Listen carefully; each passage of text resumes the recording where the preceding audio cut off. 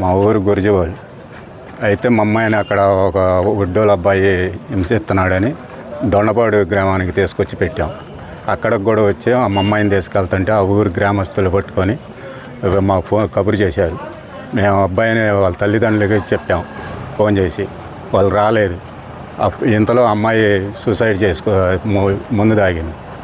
మేము ఆ అమ్మాయి కంగారు మీద మేము అబ్బాయిని వదిలేసి బండి సెల్లు తీసుకొని పెద్ద మనుషుల్లో పెట్టి అబ్బాయిని పంపించాం. ఇక అబ్బాయిని పంపించాం. అబ్బాయి ఎటు వెళ్ళాడో తెలియదు, వాళ్ళ తల్లిదండ్రులకి కనపడలేదన్న. ఇప్పుడు మా అబ్బాయిని నన్ను పోలీస్ స్టేషన్లో పెట్టి కొడుతున్నారు, అటెండ్ మర్డర్ కేసు కింద పెట్టి. అది మాట్లాడిన వ్యక్తి పేరు కొండబోయిన శ్రీనివాసరావు. ఇతని స్వగ్రామం గురిజవోలు. అయితే ఇతన్ని పెళ్లి చేసుకుంది దొండపాడు గ్రామంలో. వీళ్ళ అమ్మాయి మైనర్ 17 సంవత్సరాల అమ్మాయిని ఆ ఊర్లో వీళ్ళు బీసీ సామాజిక వర్గానికి చెందిన వాళ్ళు. వీళ్ళు ఆ గ్రామంలో వీళ్ళ అమ్మాయిని ఒక కుర్రవాడు రోజు వచ్చి ఆ అమ్మాయిని హెరాస్ చేసి ఇబ్బంది పెడుతున్నాడు అని చెప్పి ఆ అమ్మాయిని తీసుకొచ్చి వాళ్ళ అమ్మమ్మ గారు ఊరైన దొండపాడు గ్రామంలో వాళ్ళ అమ్మమ్మ గారి ఇంట్లో పెట్టడం జరిగింది. 20 రోజుల పాటు అక్కడ ఉంచడం జరిగింది.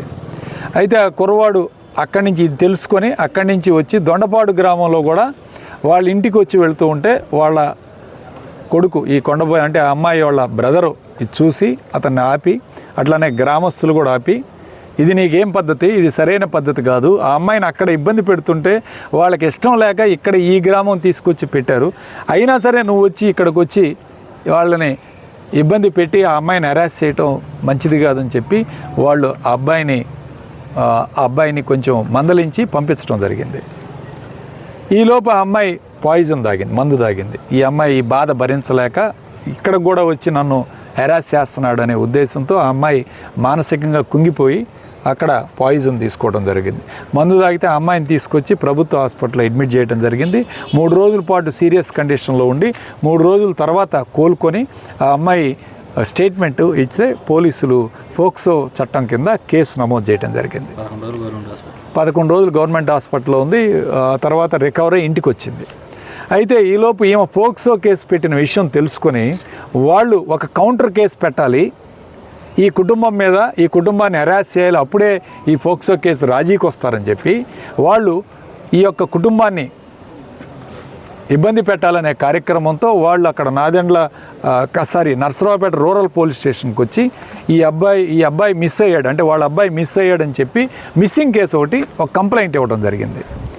దీన్ని ఆసరాగా తీసుకొని పోలీసులు ఎట్టాగైనా దీన్ని రాజీ చేయాలని Narasaraopet rural police station police వారు వీళ్ళని ఎట్లయినా ఇబ్బంది పెట్టి ఈ కేసు రాజీ చేయాలి, ఫోక్సో కేసు పెడితే శిక్ష తప్పదు, దీన్ని ఎలాగైనా రాజీ చేసి వీళ్ళు విత్డ్రా చేసుకునేటట్టు చేయాలి, లేదా వీళ్ళు రాజీకి రావాలనే ఒక ఉద్దేశంతో ఈ కుటుంబాన్ని అంతా కూడా నలుగురిని పిలవటం, ఆ గ్రామస్తుల్ని పిలవటం దాదాపు 1 నెల రోజుల పాటు జరుగుతూ ఉంది. నేను అప్పటికి డిఎస్పీ గారికి చెప్పాను, డిఎస్పీ గారు ఇది కరెక్ట్ పద్ధతి కాదు, వాడు ముద్దాయి, వాడు ఫోక్సో కేసులో ముద్దాయి, వాడు మిస్ అయితే మీరు పట్టుకోవాలి, పోలీసులు ఎక్కడున్నారో మీరు తేల్చాలి, అంతేగాని వాడిని ఇక్కడి నుంచి పంపేసిన వీళ్ళని మీరు ముద్దాయిలుగా చూసి వీళ్ళని కేసులో పోలీస్ స్టేషన్కి పిలిపించి రోజు ఇబ్బంది పెట్టే కార్యక్రమం సరికాదని చెప్తే ఆయన డిఎస్పీ గారు కొంతవరకు కొన్ని రోజుల పాటు ఆపటం జరిగింది. అయితే గత 10 రోజుల నుంచి మళ్ళీ ఏం జరిగిందో తెలియదు, గత 10 రోజుల నుంచి రూరల్ పోలీస్ స్టేషన్ వాళ్ళు ఈ కుటుంబాన్ని రోజు స్టేషన్కి పిలవటం, మొన్న శుక్రవారం అయితే శనివారం ఈ కుర్రవాడిని పోలీస్ స్టేషన్లో పిలిచి పోలీస్ స్టేషన్లో ఈ కొడుకు ఈ అబ్బాయి వాళ్ళ తమ్ముడు చొక్కా తీసి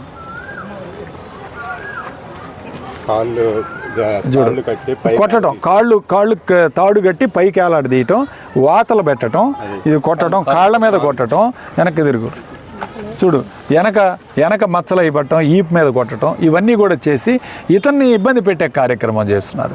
ఎందుకంటే ఈ కుర్రవాడు ఆ రోజు మందలించే అతను వెళ్ళిపోయాడు. ఈ కుర్రవాడే వాళ్ళ అమ్మాయి వాళ్ళ బ్రదరు, సొంత తమ్ముడు, సొంత అన్నయ్య. ఇతన్ని ఇబ్బంది పెట్టి కొట్టి నానా హెరాస్ చేసి అతను ఎక్కడున్నాడో చెప్పాలంటారు. అతను ఇప్పుడు వీళ్ళు తప్పు చేస్తే వీళ్ళు ఎక్కడికో పారిపోయేవాళ్ళు, వీళ్ళు రోజు వాళ్ళ ఇంట్లో ఉంటున్నారు, ఈ గ్రామం వదిలిపెట్టి వెళ్ళలేదు. మీరు పోలీస్ స్టేషన్కి ఎప్పుడు రమ్మంటే అప్పుడు వస్తూ ఉన్నారు. మీకు మీ యొక్క ఎంక్వైరీకి కానీ మీ ఇన్వెస్టిగేషన్ కానీ సహకరిస్తున్నారు. వీళ్ళని పట్టుకొని హెరాస్ చేసి రోజు కొట్టి మీరు చెప్తారా లేదా వాడు ఎక్కడున్నాడని రోజు హెరాస్మెంట్ చేయటం. అప్పటికి నేను లాయర్ గారిని ఇచ్చి పంపించాను. వీళ్ళతో పాటు పోలీస్ స్టేషన్కి లాయర్ గారిని ఇప్పిస్తే ఆయన కూడా లోపలికి రానివ్వకుండా హెరాస్మెంట్ చేసి వీళ్ళని ఇబ్బంది పెట్టే కార్యక్రమం చేస్తున్నారు.